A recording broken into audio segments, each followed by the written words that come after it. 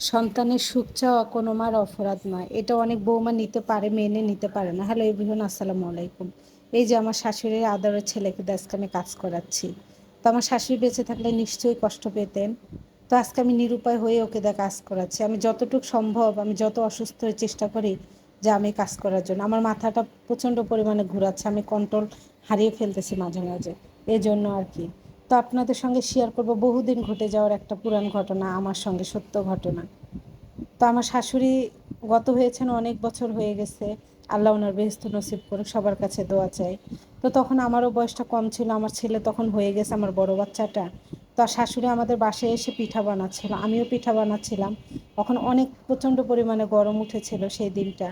তো আমি অনেক ক্লান্ত হয়ে, বাবু কান্নাকাটি করতেছিল খাওয়ার জন্য, তখন আমার ছেলের বয়স 4 মাস অথবা 5 মাস এরকম।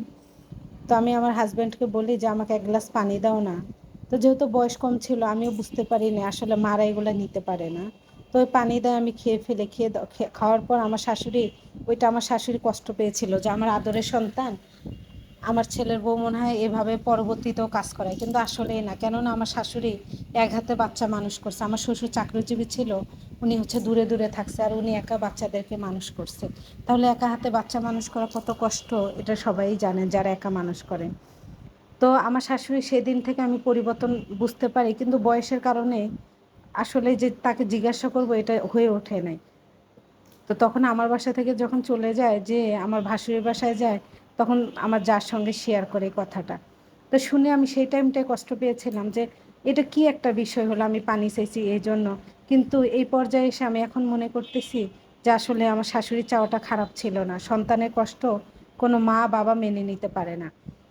তো তখন আমি বুঝতে ভুল করেছিলাম, মনে মনে রাগও হয়েছিল, বা স্বামীকে বলেওছিলাম যে এটা কষ্ট পাওয়ার কি আছে। কিন্তু আসলে মানুষের বয়সের সঙ্গে সব কিছু পরিবর্তন হয়ে যায়, তাই না? এখন আমি বুঝতে পারতেছি আমার শাশুড়ি, তবে বলেছিল আমার শাশুড়ি শেষ কথা যে মা, যা করো করো, আমার ছেলেকে দিয়ে কাজ করে না। আমার কাছ থেকে যদি পানি